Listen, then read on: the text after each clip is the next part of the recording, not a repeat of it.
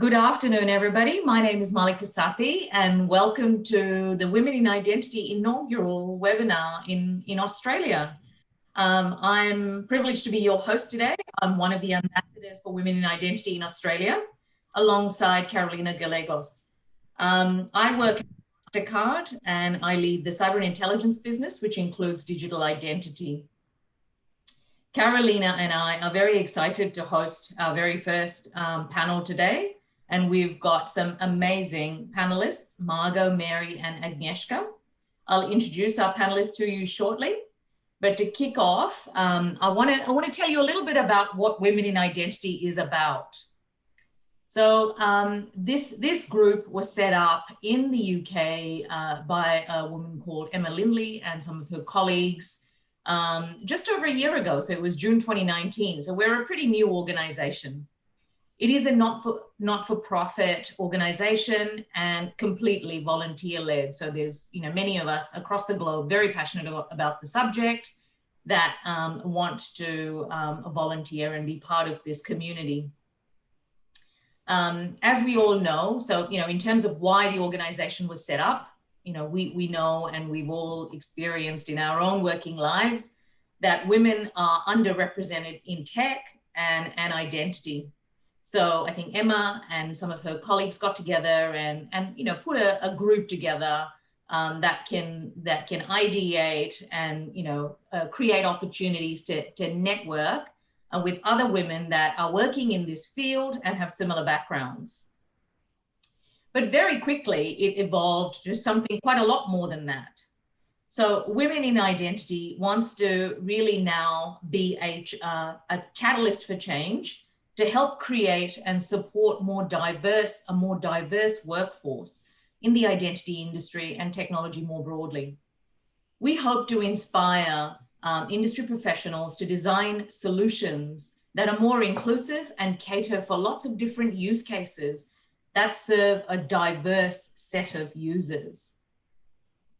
Of course, men are always welcome to our events, and they are welcome to join the conversation and contribute and be part of the panel and our events. We already have over 1,000 members. We have 1,100 members, and there we go. That's the slide I want to show you. And we have about 5,000 followers on our social media handles, and it's rapidly growing.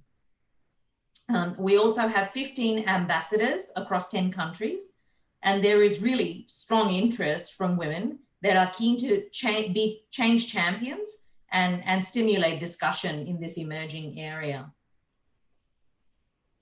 So I'll just share a little bit about our vision. So our vision are linked very intrinsically to the goal that I just mentioned. And it is digital identity solutions intended for everyone, and it'll be designed by everyone in the community. So what's in it for members? Why should you join? So essentially the organization creates opportunities, enables and facilitates workshops and webinars and meetups. We're often invited to attend conferences and present at conferences. A lot of you are subject matter experts, and you're often presenting. So we have these incredible opportunities to voice our opinions on the subject.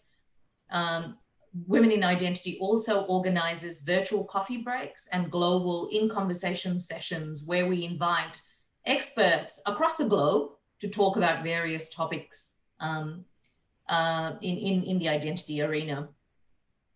We also facilitate thought leadership papers, white papers, blogs, and articles, and generally it's views across the globe. So that's it stimulates that discussion across this topic.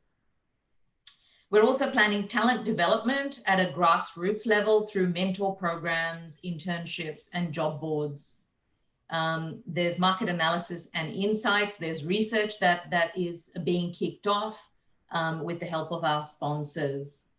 And in due course, we have greater ambitions. We also want to look at setting up training programs and certification in the area of identity.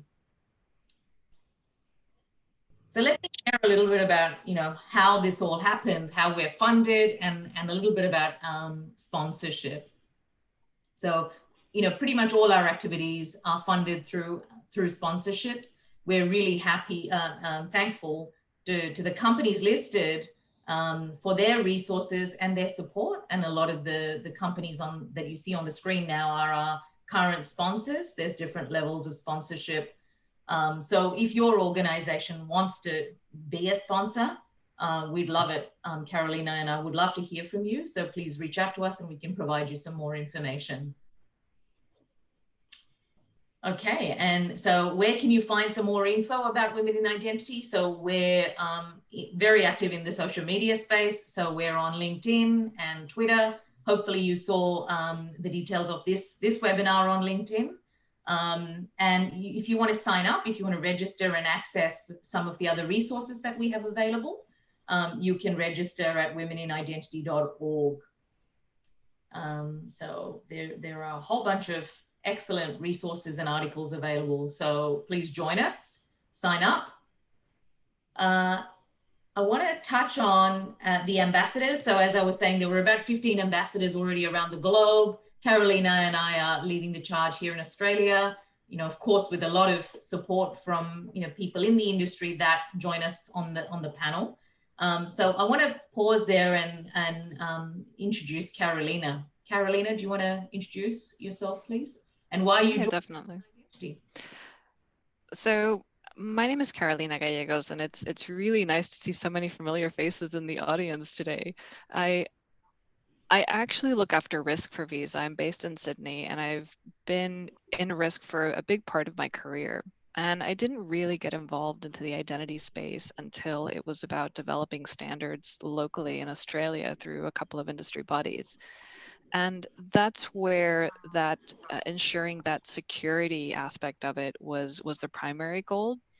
And I was lucky enough to have a conversation with Emma Lindley. She was at Visa at the time. And what struck me was her passion about making sure that all the solutions that we're developing for identity in the digital environment truly are inclusive. And the for all, by all hashtag really, really resonated for me. It's very easy to remember, but a little bit more challenging to implement. So I originally just joined as a member, and then Diane Joyce and her passion and her views on things. She's a Kiwi, but based out of the UK. She was very good at ensuring that we were selected as ambassadors here. I know, Malika, you had similar conversations with Diane, and she was very convincing.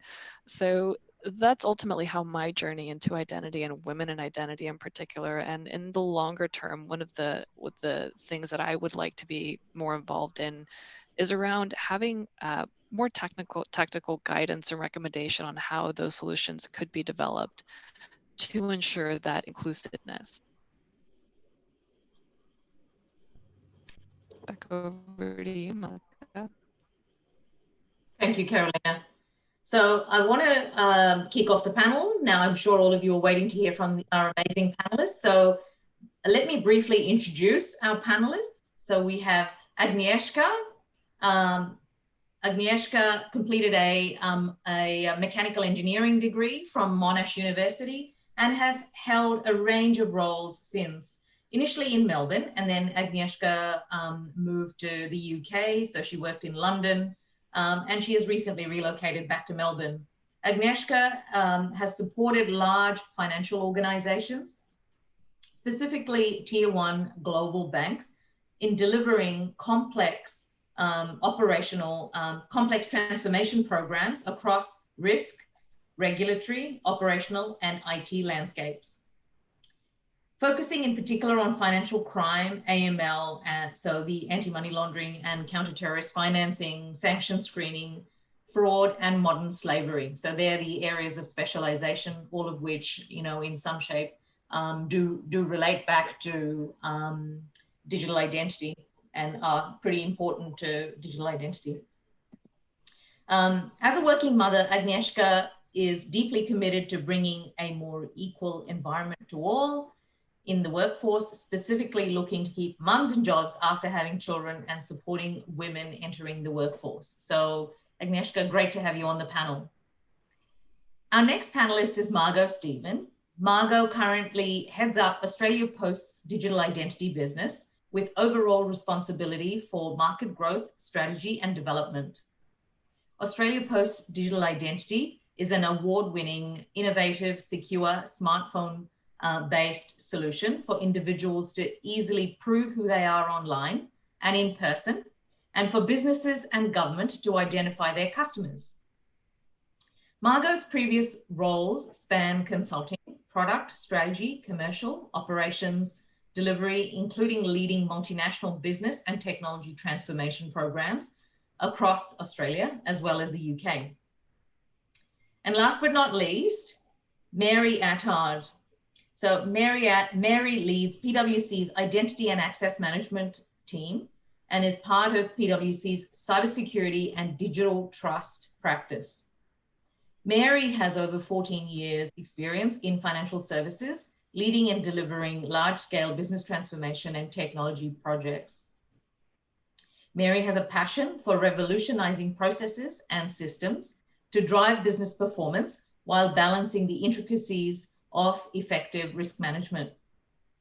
Within the cybersecurity world, Mary extends her knowledge of business process and risk management to help clients recognize opportunities and threats in the governance of customer and enterprise identity.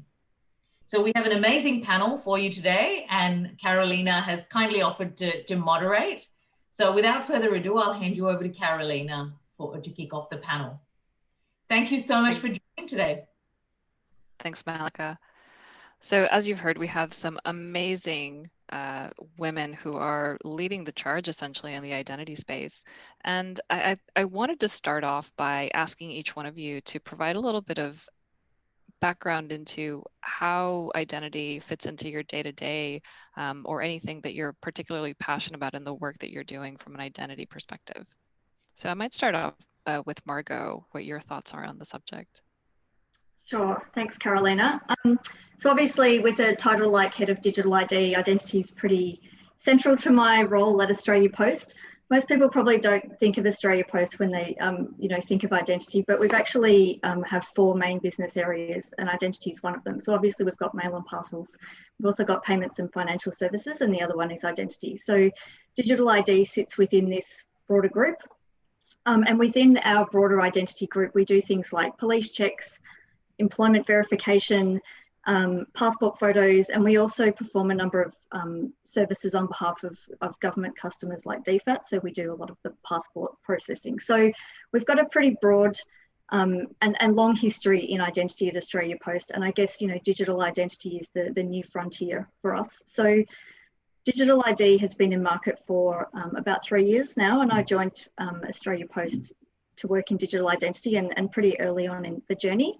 And we are working with many organisations, business, government, and industry groups so that we can grow not just our own digital ID product, but ultimately grow the whole identity market in Australia. And so for us, there's sort of it's a two-sided market. So we're doing that on one side, and then on the other side, we need to grow the number of consumers who have a reusable digital ID on their phone. So yeah, it's a pretty busy role for me. Definitely sounds like it.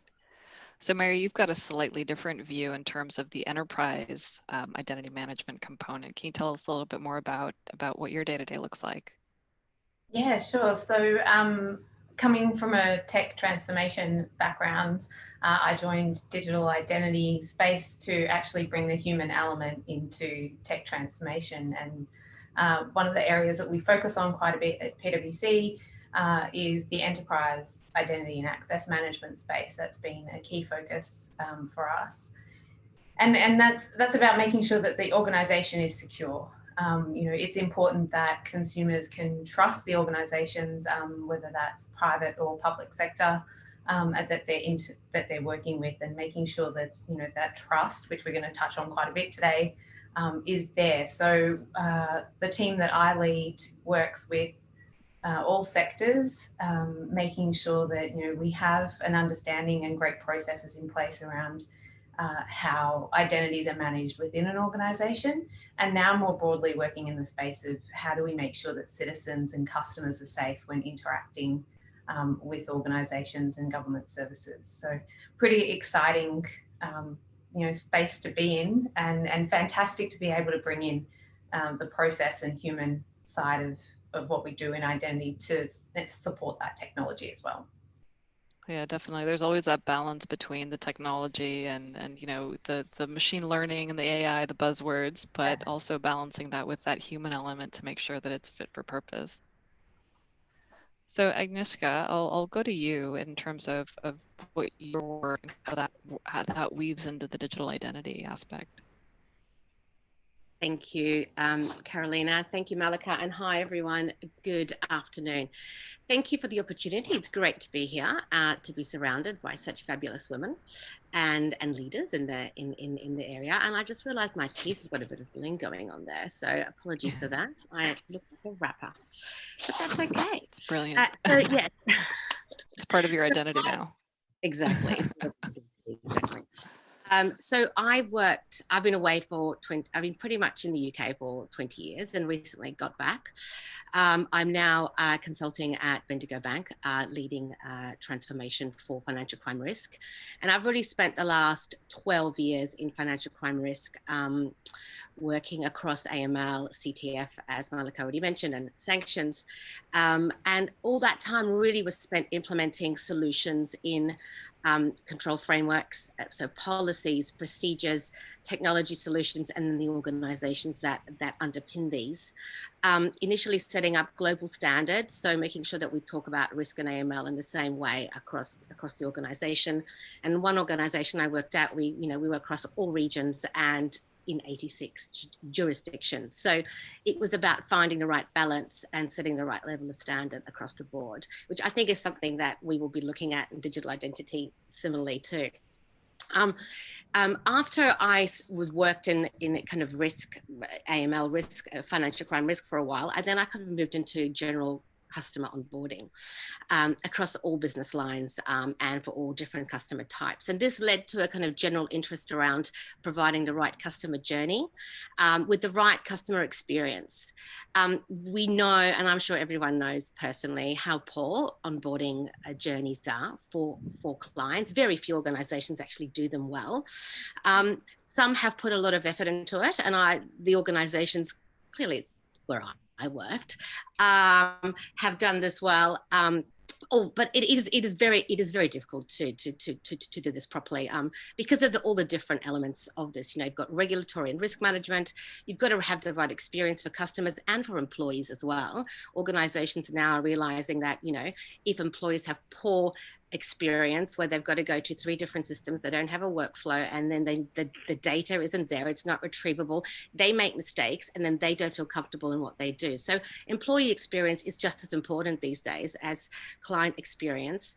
And as I kind of worked through that, I really realized that the whole onboarding journey was just really about data management and how we share information between 2 different entities. Well, an entity being the organization and the customer, whether that's an individual or an entity.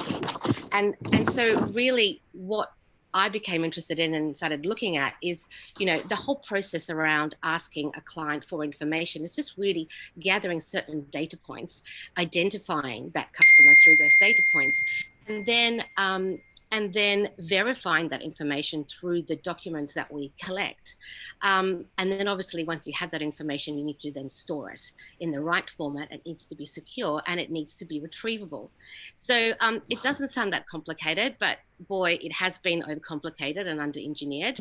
And this is I think this is where it kind of links in to digital identity, and is really the heart of digital identity. It's around what information do we collect and how do we store it and how do we make it safe for everyone. And, from a diversity point of view, I'm a feminist. I support women. I support diversity. So this is just obvious for me to get involved in. So thanks very much. Oh, awesome. We're happy to have you, Agnieszka. So one thing I wanted to mention is to our participants, if you have any questions throughout the panel discussion, pop them through in the chat, and we'll set up some. We have some time set at the end of the panel just to go through any questions you might have. And if there's an opportunity to weave any of that into the discussion that we have, I'll definitely look out for it. So feel free to pop those questions in. So the title of our webinar is ensuring digital trust, and it's really important now more than ever, given everything with COVID. So I wanted to start off by understanding how each of you thought about trust in the digital economy, and what does it mean to you? What does it mean to you, your organizations, and how you're thinking about that? And Mary, I might go to you first, because you've got a very specific view on this, and it became very apparent when we had our pre-session. Yeah, so when we were having a chat about trust, I think I sort of talked about, I think about trust on different levels.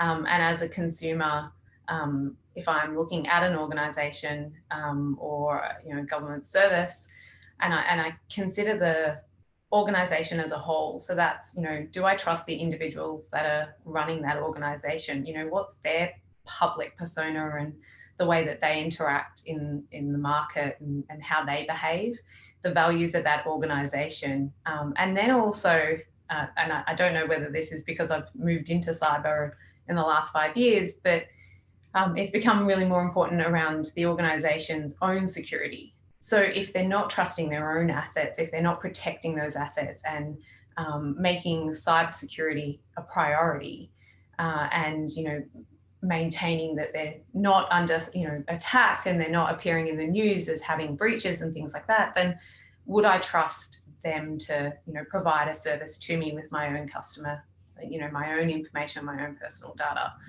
So that's definitely a sort of go through when I'm thinking about where I put my information or any new products and services. I really do look at the organization in more detail and look at their cyber practices, because if they can't keep themselves safe, how can they keep me safe? Yeah, definitely. That's that consumer lens of trusting an entity with your personal information is really relevant and very top of mind. So Agnieszka, I might go over to you in terms of what trust in the digital environment or digital economy means to you. So I've been doing a bit of reading about this, and I've been kind of garnering the views of the internet as well as my own. And it really boils down to trust being the essence of digital economy, and how we interact online between consumers and financial institutions, merchants, and governments. It's about trusting the other party. And I think it's a very deep and broad concept. It touches upon ethics and our beliefs, and also even civil rights. I think it's a key factor and an enabler in the customer's digital journey, creating digital safety and making the internet safer. If we think about, as Mary just already touched on, if an individual does not have faith or trust in that entity which is holding their data, they're not going to want to deal with that entity, either digitally or physically, because it's not going to trust them. So you will lose business and you will lose uptake if you can't create an infrastructure that people feel safe in, and safe providing their information to you when they can't see where that information is or where it's been stored. So obviously privacy is key in that, as is cybersecurity, as Mary was saying. And to me, also ethics is a part of that too, because ethics is about ensuring that our population and its breadth and diversity is appropriately represented and not compromised by the technology solutions that we put in place. And we have already well documented examples with the facial recognition software, and there's been some bias found in that. So, we have to think about, when we set up these infrastructures, we need to take ethics into consideration to make sure that we're all represented. And then there's the compliance aspect as well. And are we compliant with our regulations? Are the regulators and industry working together, not against each other? Have we set the right bar at that regulation level? And I heard a phrase, thoughtful governance government regulation, which I thought was lovely, which is about, you know, working together and be really aware of what we're putting in place, and maybe, you know, utilizing public opinion as well to drive some of that regulation, you know, levels. Definitely. I think there really is a need for that collaboration, especially in the identity space, because it's relatively new. And broad. So Margo, keen to hear, yeah, definitely. Keen to hear your thoughts as well on trust and what that means to you, Margo. Yeah, so really, a lot of my job is really trying to take kind of complex concepts and make them simple. And to me, you know, trust is really about being comfortable in who you're transacting with. And I think there's a number of exchanges of trust that need to happen to have a well-functioning digital economy. So if I take my own example with our digital ID product, I mentioned before that it's there's a two-sided market here. We've got a consumer side and we've got the relying parties. So for us, we need to manage, you know, trust on both sides. So we need to make sure that we provide assurance to individuals or our consumers about how we're using, how we're storing, how we're, you know, managing their personal information so that they can trust us with that information. And then on the flip side, we need to, you know, make sure that the relying parties that we have trust that we've performed a series of steps in establishing an identity so that they can rely on the identity that's being shared with them. And I guess the other kind of key piece for me to enable the exchange, this trusted exchange, really relies on, you know, rules and frameworks and things like that to, you know, to really have a strong digital economy. Oh, for sure. So in terms of the frameworks and having kind of the rules of the game established, not necessarily that it has been a challenge, but it's been a journey, at least in Australia. There's been obviously work around the government side of things through the DTA, and then also through the work that the industry has been doing through the Australian Payments Network. So I'd like to get a sense also in terms of taking stock of where we're at in Australia. What do you think have been the main challenges with having with preventing Australia from thriving in this digital economy, and how does digital identity in particular tie into that? So I might go to you again first, Mary, and get your thoughts there. No problems. That word challenge, I think this is such a new area and a new space, not only digital identity, but the rate at which we're adopting digital online services. And I kind of think you can only move as fast as, you know, as possible. And there's so much going on in this space that to say that there's huge challenges, I actually think it's a lot of opportunity. And it's which opportunities do we look at first? Because there's so much that we can be doing. And I think the DTA has done great with coming out with, you know, TITA framework is a great starting point. The work that Margo has done, and Malika at MasterCard, you know, there's some fantastic things that are already taking shape. It's about how we get a unified approach. So there's a lot of things happening across the industry, and people are doing some fantastic work. But how do we bring all of that together? And not just within Australia, how do we learn from what's happened, you know, in Singapore and New Zealand? They've, you know, got fantastic headway in what they're doing in the digital identity space, and then over across in Europe as well. Canada's embarking on this as well. So how do we look at where we can bring this together rather than trying to solve the problem on our own, and everybody sort of heading off in a different perspective? And I think TIDF is a great way of starting that and giving us sort of that, you know, light on the hill as to that's a framework of what we can work under. And I know the DTA has come out with a request around the digital identity legislation and asking for opinions. So I think we're starting to progress in that way. But this year alone shows us that, you know, we've all been thrown challenges, and no one expected a global pandemic. Everything's moving at a rapid rate. I think we should look at the opportunity of where we can be innovative together, rather than sort of looking at it as the challenges that stop us from getting to where we want to go. Yeah, for sure. And the consultation request from the DTA, I think, is really timely on that regulation, because so often when we think about digital identity, we're constrained by regulatory requirements on that digital onboarding journey. Yeah, so, correct. Yeah, I think it'll be good. I think just on that point, there's definitely a shift with, within the government and within the community as to digital identity towards cyber. The Australian cyber strategy that's come out this year, it's something that you're hearing more of, and it's great to see, because it's, it helps all of us. We're all passionate about this space. It just helps the conversation with us. And I think that first, if we want to talk about a challenge, that first challenge is actually educating others that aren't in this space, that don't necessarily understand why it's so important to them, and bringing them along on that journey, because the uptake of any sort of digital solution, identity or within the economy is about the consumer and their understanding of it. Yeah, no, that's definitely bringing everyone along on the journey is important. So Agnieszka, thinking about your experience from a customer journey perspective, what are your thoughts on challenges from an Australia perspective? And I like, Mary, that you mentioned that they're not necessarily challenges, it's just a little bit of a, this is where we're at. So Agnieszka, keen to get your thoughts too.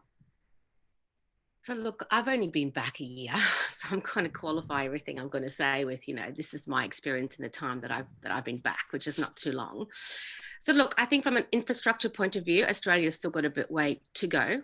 Our broadband is not on par with other equal economies. Last year, we were ranked 62nd in the world, behind Kazakhstan. I'm very sad to report. Yes. So our broadband needs to be improved, and there's a whole, range of reasons that people on this call will know better than me. But I think, comparatively speaking to the UK, where I've come from, where economies of scale exist, where there is quite quick technological improvement, I think Australia it just feels a little bit slower. And I don't know whether that's because of broadband, and also because I don't think we've had to have this digital economy for a long time. We are a little bit more geographically disparate as well. Whereas the US and, UK particular as well, with the EU, you've got highly densely populated, countries which have a lot of people to utilize that digital economy. So there is that scale thing as well. So I think that from an infrastructure point of view, that work can be done and it needs to be improved because it's too slow. And I think businesses yet haven't gone on that journey, but absolutely with COVID, things have changed fast, so there needs to be kind of an improvement and optimization, I think in the infrastructure. I think also culturally, there's been a little bit of lack of trust and wariness of anything digital. I don't know, in the 80s, I think there was, which was a long time ago, I know, probably some people were born in the 80s here, that, there was a lot of wariness around a digital ID, Australia-wide ID coming in. So I think people are wary of governments having their data, and, you need to prove to them that that the data is safe, and, make sure that the data is, used for the purpose it's collected, and then not used for anything else and only seen by the people that are supposed to see it. So I think there's a cultural awareness, and I think Mary touched on that, that we need to be bringing in play, and an education piece around what this work, what this is going to do and how it's going to change their lives. And I think, that they're two of the kind of big areas I think that are challenges that we need to overcome, and are underpinned obviously by the right frameworks and technology solutions. So trust still very relevant in terms of where we're at and needing to build that a little bit more across multiple sectors. Yeah, and that's the tough bit. Oh, it definitely is. If it was easy, we would have done it by now, right? Margo, what are your thoughts on the current status of where we're at from digital identity in Australia? Look, I think some great points raised by both Mary and Agnieszka.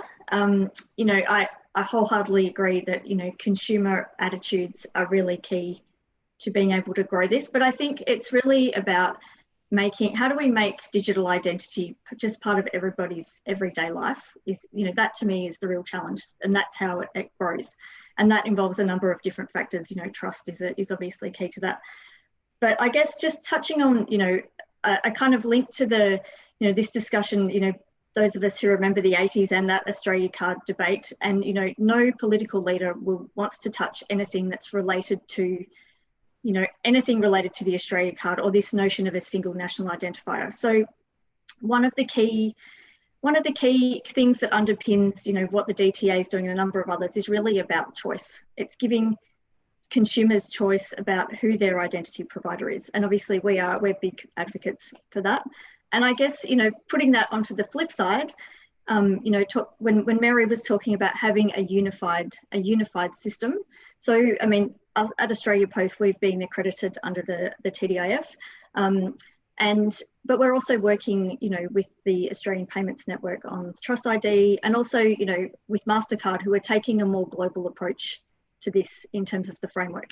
So, I guess, like we want to give consumers choice about who their identity is, I think we need to, in some respects, give that same choice to the relying parties and allow them to choose, well, which framework suits my needs. Because whilst the TDIF is really great for government services, it doesn't necessarily cover every use case. So I think we just need to consider some of that in these discussions as well. No, that's a fair point, because once you have multiple frameworks and multiple countries, and how do you make it all work if, as a relying party, you just want to go through accreditation once? What works for your solutions, your business, the use case in particular that you're trying to bring to a market? Yeah, definitely. So 2020 has been, understatement of the year, a bit crazy.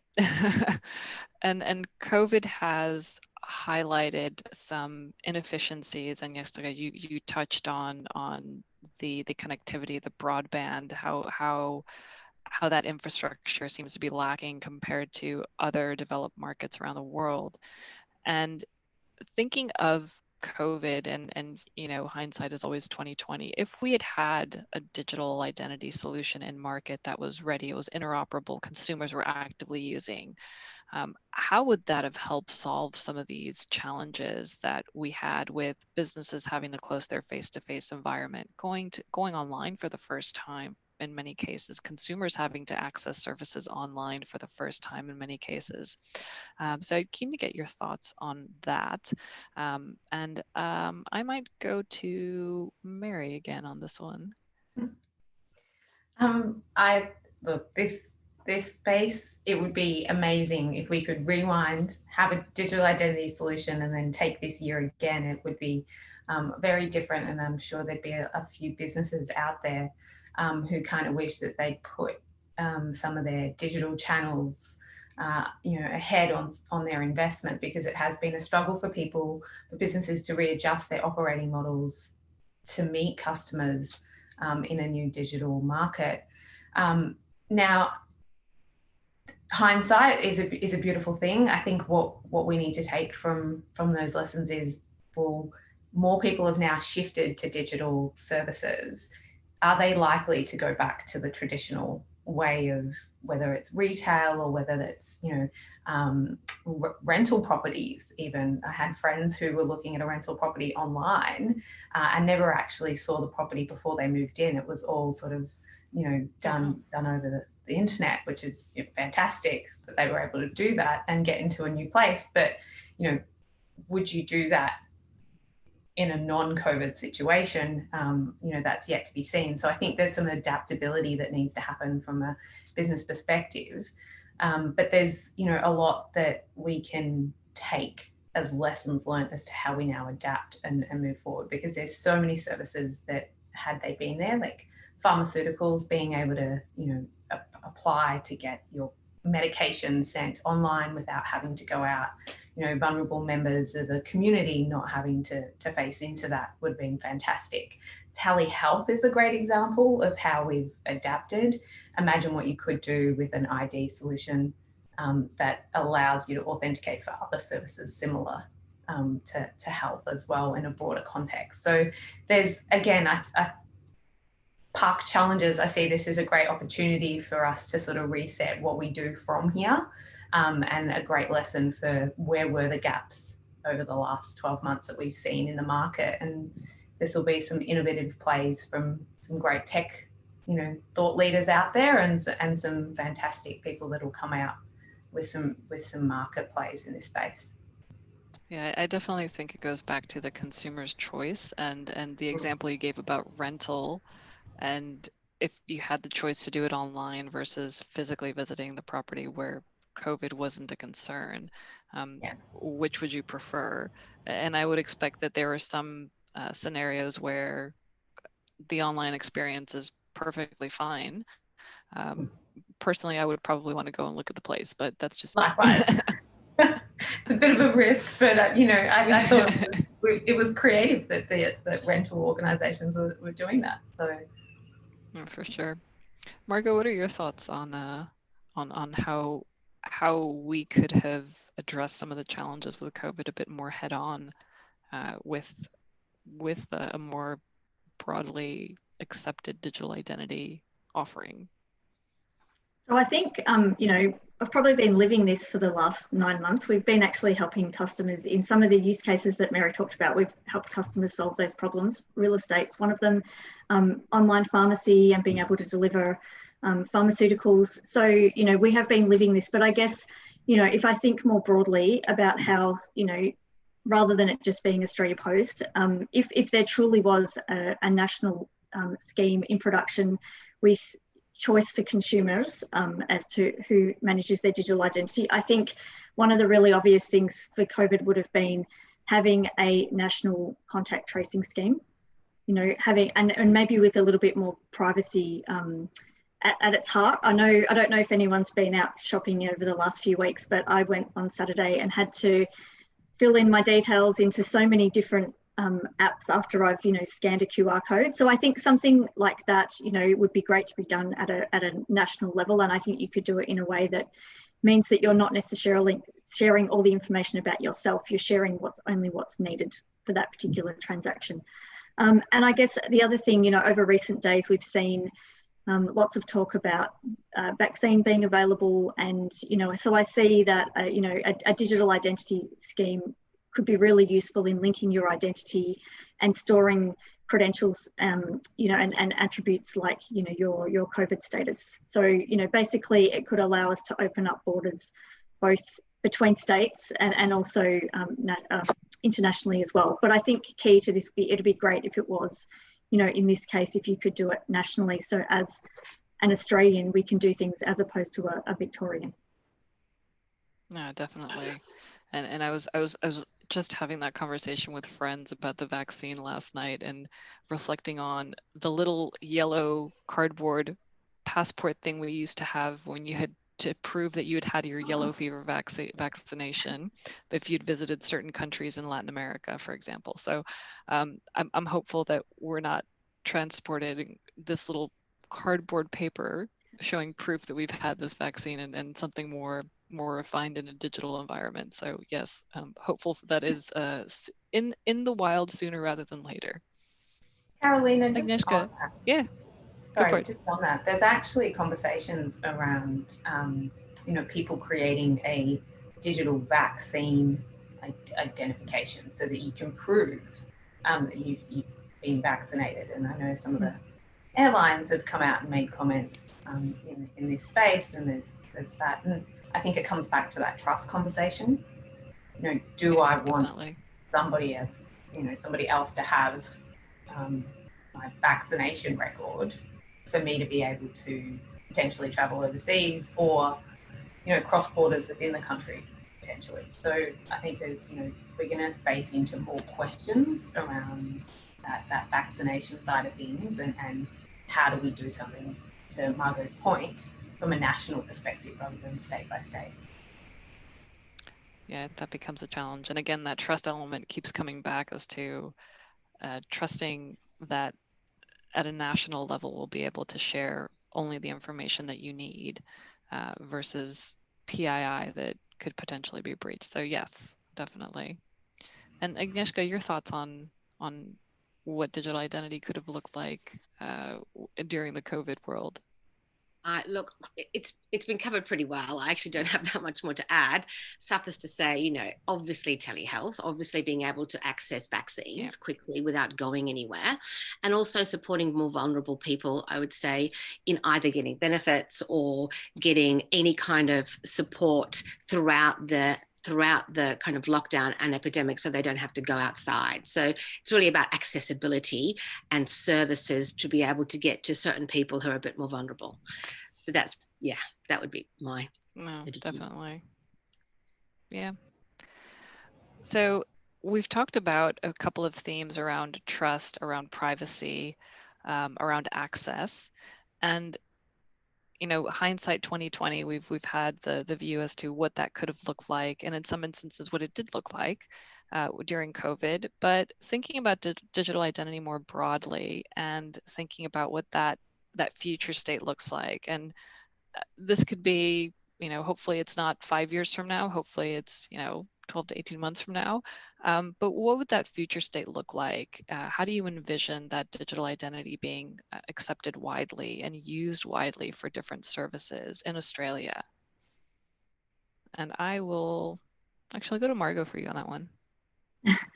So it's funny you put a time frame around that, Carolina, because one thing I was thinking about this is I don't think it's a short-term thing. I think it's quite a while away. I definitely don't think it's 12 to 18 months, you know, to this kind of digital identity nirvana.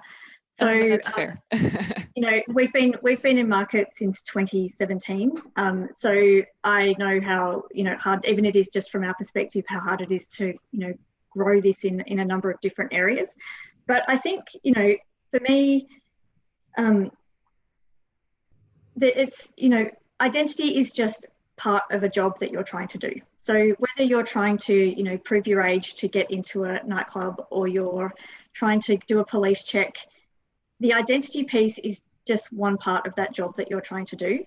So for me, when digital identity is truly embedded into our everyday life, the ideal is that we don't even really realize we're doing it. It's just frictionless and it's easy. So I guess that's kind of my vision for the future, but I think the future's a little further away than 12 to 18 months. And I'm sure Malika would agree with me on that one. Fair enough.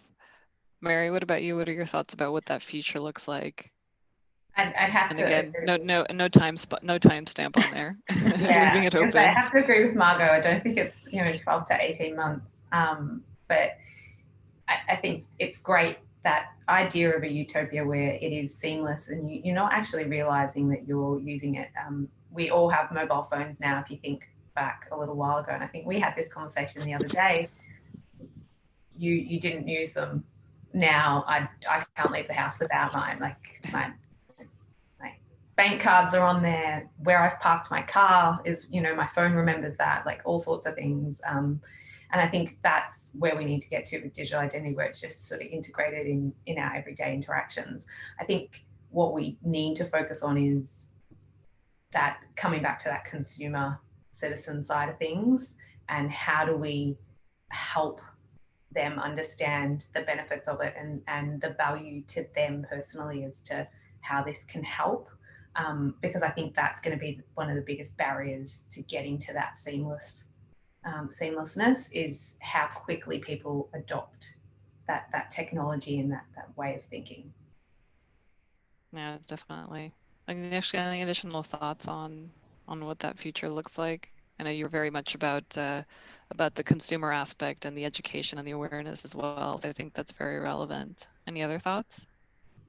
Yeah, we'll talk about that in a bit more detail in the next question. So look, on this one, I just think we probably need an aligned framework, right? Because, and it needs to set the bar at such a way so that it is implementable and shareable, right? And it's collaborative. So I think the challenge is you've got so many different players, you know, across the whole spectrum of the economy, right? From governments to public to various different types of industries as well. And I think it's just collating that approach and being able to to pitch it at the right level. So it's not too detailed and it's not too high level, but it is implementable and it does work. So I think for me, to me, an aligned framework, and obviously also then aligned ways of setting our cyber securities and strategies across the organization so they link up and align and they're strong enough to protect that data, because currently we all know that fraud has really increased over COVID. You know, I've never had so many texts and phone calls, certainly in the UK, that I do now, from somebody pretending to be God knows who. For sometimes it's Chinese, sometimes it's English, I don't know, and everyone I know has had this impact. So how do we, you know, create that strong and stable and safe infrastructure as well for the public and all of our data, right? As Mary was saying, I don't want God knows who looking at my vaccine information or my doctor's records. You know, that's sensitive data. Right.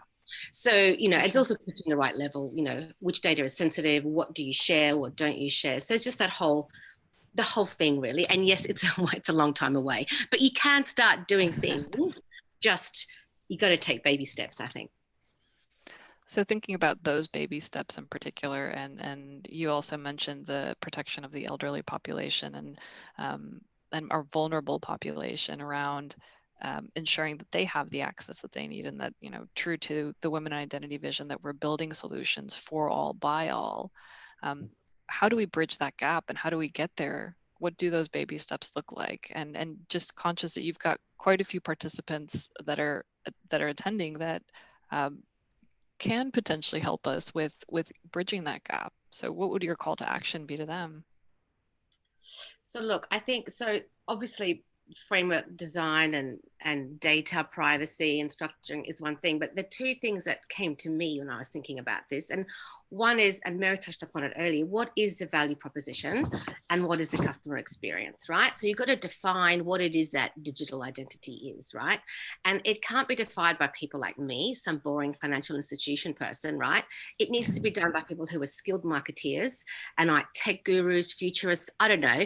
You need to, I think, employ some kind of working party that comes up with who kind of understands the successful product launches of the past, no names mentioned, that did, you know, influence the zeitgeist, that did change people's behaviors and attitudes, and actually revolutionize the world. You know, as Mary said, you know, our little Android phones, I have an Apple, you know, it's everything. It's my computer, it's everything. So Apple did that, right? So how can we harness some of that information and knowledge to make digital identity, or whatever it is that we want to call it, the next big thing? Because we know it's coming, right? It is coming.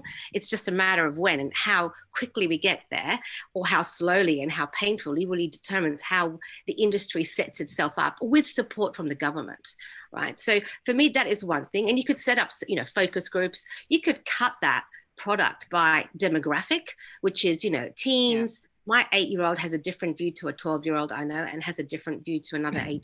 And millennials are quite different, right? So you've got different demographics which view it in a slightly different way.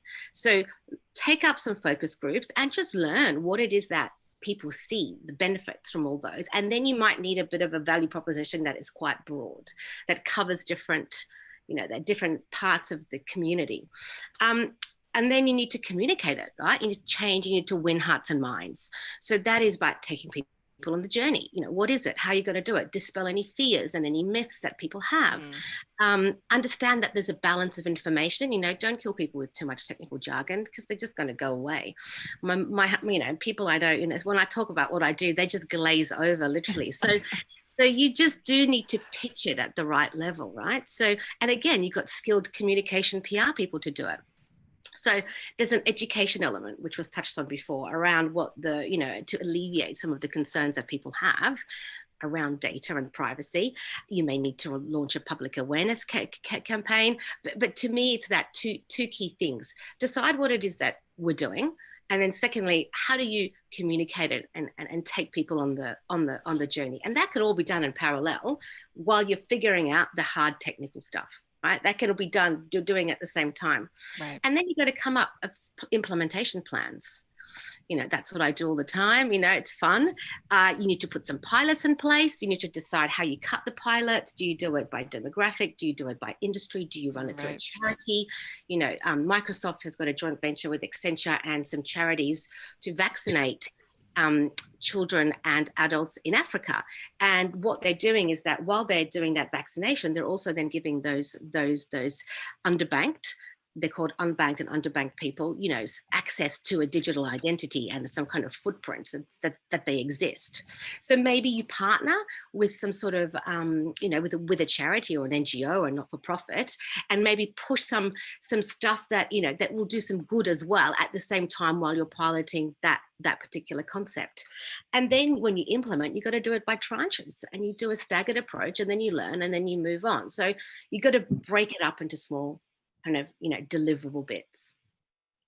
Agnieszka, it sounds like you've got the full project plan already sorted on this. So Exactly. I'm happy to take it to our industry discussions and go from there. Margo, what are your thoughts on the future? I might need a copy of that project plan. Look, I guess for us, you know, we, as I said before, we've got a product in market, and we are doing a number of the things that Agnieszka sort of said. You know, we're looking, you know, at different, you know, age demographics and things like that. I mean, I guess for me, I think there's a whole lot of things that need to come together to make this, you know, at scale. And so some examples of things that we're doing, you know, we're working with the DTA with its scheme and looking at, you know, how does our digital ID interact in government service settings.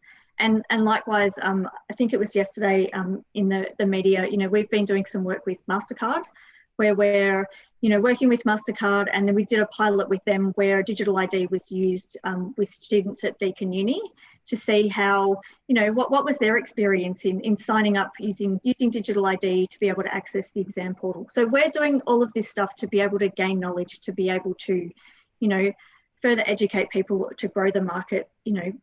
So yeah, we're really doing a combination of things. But I think, as you know, with this audience, with lots of identity professionals, whilst I agree that you need marketing skills to be able to sell this to the masses, and you know, there's a lot of concepts that need to be simplified. But I think as identity professionals, one of the things that we are probably able to do better than others is to be able to help debunk some of the myths. So, you know, probably likewise, when I go to a barbecue and people hear what I do, they look at me really blankly, no idea.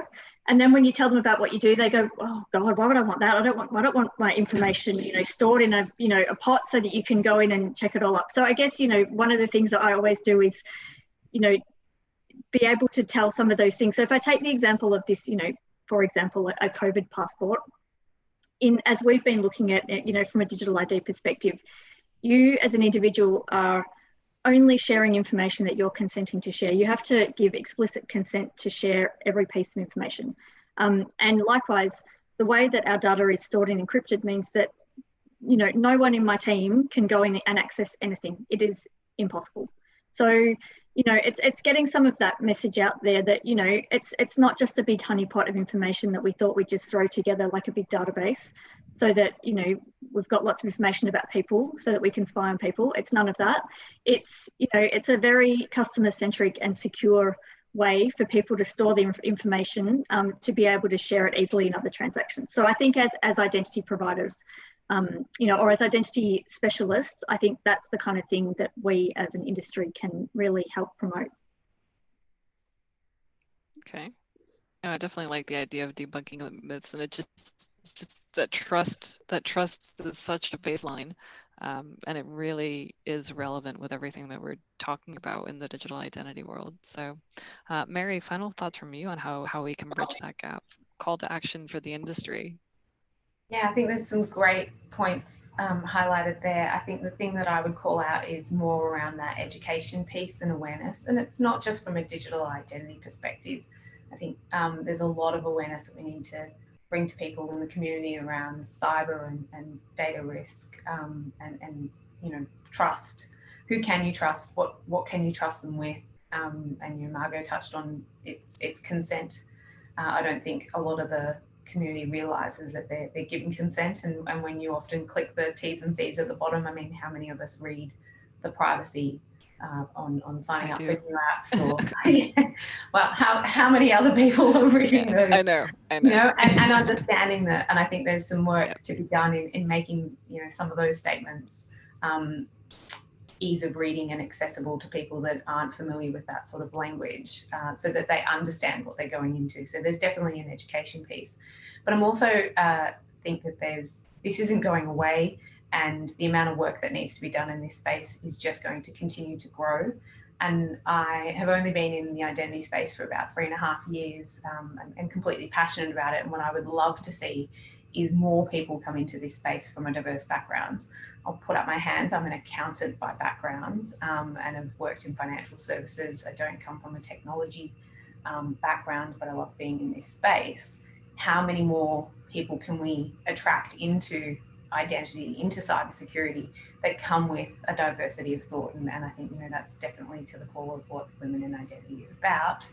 Like, how do we attract those people and get their unique skill sets in this space to help us? Because that's definitely going to be one of the biggest challenges that we're going to have as this continues to grow.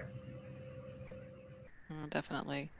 So I think we've probably got a couple of themes for Malaga, potentially future webinars, and how we can tackle this challenge in Australia, and potentially even collaborate across other markets as well, and truly make something interoperable.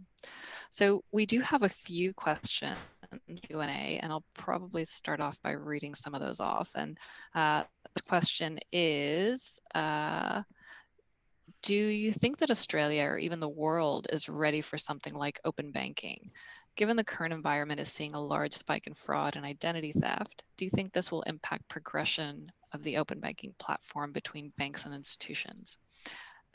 And I suspected we might potentially get a question on that. So I'm open to any of our panelists who want to potentially take a shot at that one. If not, Malika and we could probably throw our thoughts in there as well.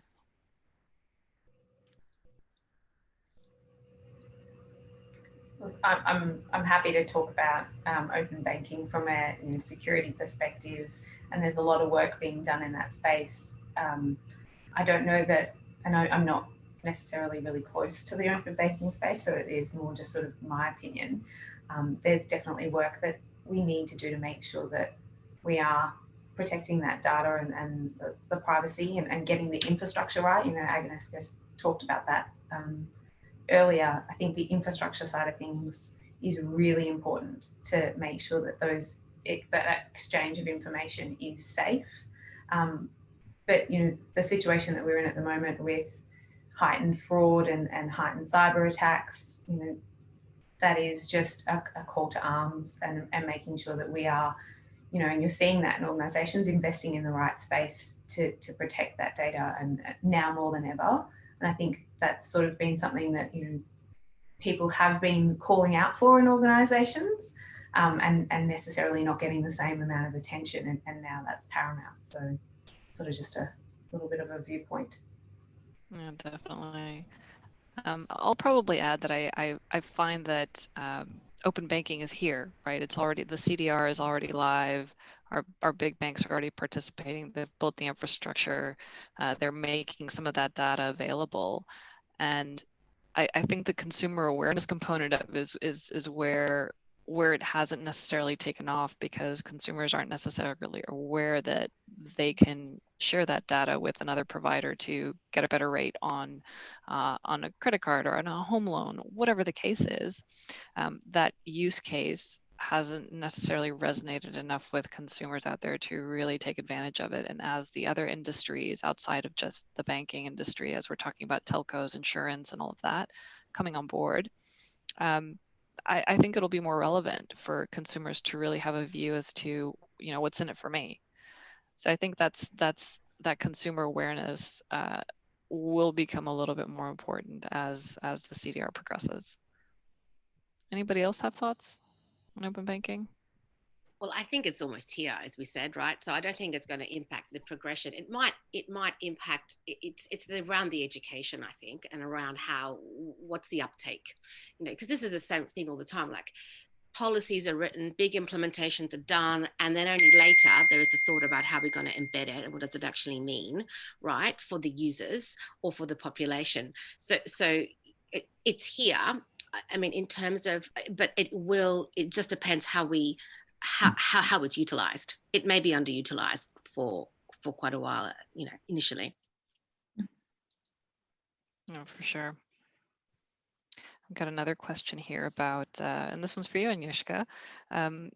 Thinking about your experience in the UK, do you think Australian banks are putting enough effort or funding into onboarding of customers? Sometimes it feels like banks will wait until an incident occurs before jumping into action. Oh, that's a loaded question from one of my team. Thanks, Emma. Look, some are, some aren't, right? Like everybody, I think there are some better customer experiences in general. Some absolutely are not, and they're not valuing. Because essentially, onboarding is just is a clear first control around risk control for understanding who our customers are and for who we do business with. And I think quite a few banks haven't recognized that. It hasn't clicked for them that if you fix the onboarding journey right, it'll just create flow on later on, not just from a risk management perspective, but also from expanding your wallet share. You could sell more products to customers if you know who they are and if you have the right information on them, and you can actually analyze them better and improve your relationship with that customer. So they haven't got that. I haven't got there yet. No, I mean, I think some are getting there, but at the moment, the Australian industry is a little bit behind the US and UK, predominantly because of the fines that the UK banks have received from the US regulators over the last 10 years, which has really changed the scale of and how UK banks operate. Australian banks, it's only really recently that AUSTRAC have woken up and created more and created a more impetus in the industry. So I think right now banks are fixing risk gaps, but they haven't really operationalized them, if that makes sense. No, that definitely makes sense. Okay, I've got another one here. We touched on the national ID card, so we've got a question on why do we think that people feel comfortable using driver's licenses for identity, but when you're talking about the Australia card, it's just not there. That comfort level is not there. So keen to open it up to any of our panelists on your thoughts there. I personally think it's because people associate a driver's license with, it's your entitlement to drive, and it's less because they're state-based. It's not seen as the federal government trying to, have an identifier that they can use across all the different services. So I think there's I agree, people use their licenses for lots of things in a very similar way. It is between that and passports, they are our quasi single identifiers at the moment, but because there isn't one, and because it's not centrally managed by one government, I think it's a bit more palatable than an Australia card. I think the term ID card, Margo, it's just like people don't like that. It's like, it smacks of, communist regimes. And you could prove who you are. Well, I think coming from a communist regime, it does to me.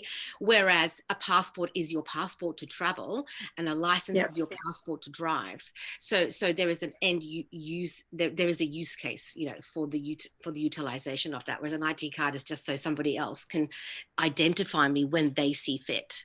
So, yeah.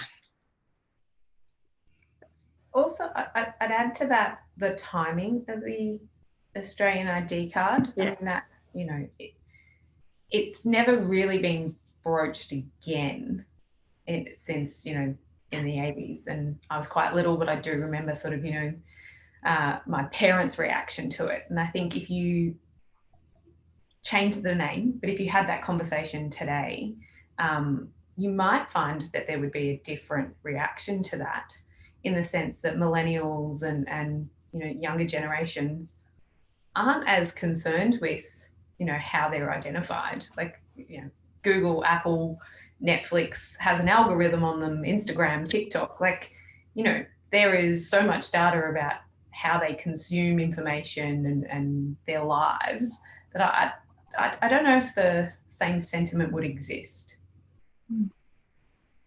Yeah, I think you're right. I'd have to agree. Just to add, I think also our consumers' awareness of where data is stored So I think in the Australia card example, it was all about sort of a central government entity storing data, and consumers are comfortable with that. They want to leave, data, spread out across different organizations, and are becoming more aware of how those organizations are using that data, and why do they need various pieces of information. I think we still have a long way to go in terms of educating the masses, but more and more people that are actively using social media are becoming more conscious of where data is being stored. So I think if the driver's license provides a handful of attributes, you know that those pieces of information, but you don't know everything about me. You don't have my health records. You don't have other pieces of information about my identity. So I think there is that element of sort of limiting the data sources that are available. And also, I think, a couple of people have touched upon it, where do you store that information? And I think the solutions, the MasterCard solution, I think, Margo, the ID solution from DigiID, which I actually have on my phone, it's all about storing your data on your own device or on your own phone and then communicating that out, right? So, you have the data on your device, it's sent out specifically for a particular purpose, and then you have to prove that it's destroyed, and then it's encrypted. I think Mary mentioned it, if you don't encrypt the data, and then if somebody does steal the phone or hack into your device, it's not recoverable. So there's a different, I would say, we're in a different zeitgeist really than we were in the 80s. But then again, we could be using just our passport. Why do we need a separate digital ID card per se? My passport is my digital identity, or I have a couple, so both my passports. But it's just utilizing a particular means just to collect that information and agree what that information set is. I think that answer that you've just given is actually a really good segue into the question about making the service accessible, and not just for elderly, but I guess only like 60% of Australians have a passport. So not everyone has one. So it's not very inclusive. And I guess, I can probably answer the question about, what we're doing about how we're making our service accessible and secure, and not just for elderly, where, obviously as Australia Post, we exist to serve all Australians. So we need to make our service, obviously accessible. We work really hard to make sure that we, conform with accessibility requirements. And in terms of, not just allowing people to do things digitally, but also have the option to do things in store. So we've got over 4,000 retail outlets in Australia. So, we've integrated our digital ID capability into our retail outlets so that you can, for example, you can start a transaction online and you can go in store, or you can do it in store completely. So we offer a range of different options to solve exactly this problem, because not everyone is easily able to identify themselves, and whether it's elderly or whether it's people escaping domestic violence, or there's a whole host of situations that we're kind of trying to cater for with our solution. I think that's a really good point, Margo, and something that we haven't touched on in this conversation, but there's a complex societal challenge in that the more you move towards that digital economy, you are actually, disregarding, not disregarding, but sort of excluding or segmenting, the population and demographics. And there are not just the elderly and vulnerable, but homeless, people that have left, youth that have left home and don't have those identifying things like birth certificates and driver's license. And how do you make those digital services still available to them, and they're being able to identify who they are? That's going to be something that needs to be considered as part of this, not just a technical solution, but there are so many people that can't access that. I have to say I was quite surprised, Margo, by the 60% on Australian passports. I would have thought Australia, because obviously the US, when you look at the US verification documentation, they've got every single thing under the sun, from a fishing, shooting license, whatever. But in Australia, because we've always had a driver's license and a passport, I'd always thought that we actually have quite a high proportion of our population having passports. So that's a lot lower than I had anticipated. So yeah, we need to broaden that data or documentation verification set. Yeah. Definitely. All right. We've got one more question in the chat left. And this one's around advice or suggestions for the financial institutions in terms of data collection for a smooth customer onboarding process. What could that look like? Shall I take that first? I think you're probably best placed for that one, Agnieszka. Sure. So look, I think, the way that you collect information and how you collect it and how you store it is key. And you do that by having a workflow, and a lot of organizations, they've got people going into different systems, to get different data points or to load different data points up. So one thing is, have a workflow that's automated, that verifies and checks that what you've put in, makes sense. So in the date of birth, you put in a date of birth, not some other random figure, right? And the name is a name and the address is in the right format. So you have data fields that are structured and then they're checked. So you need an automated workflow. You need to have the right data repository to be able to store that data and then retrieve it when you need. You need to have trained people, and you need to know what data points and what questions you need to ask your customers to have a kind of aligned view. So I think, some organizations, you have, two different business lines, onboarding the same customer type, but they're doing it through different ways, and they might have different sets of questions. So you need to align all of that and just have one customer type, one set of questions that goes through this particular workflow. The data's checked, the data's verified, and then it's stored. So I make it sound simple, and I actually think it is simple.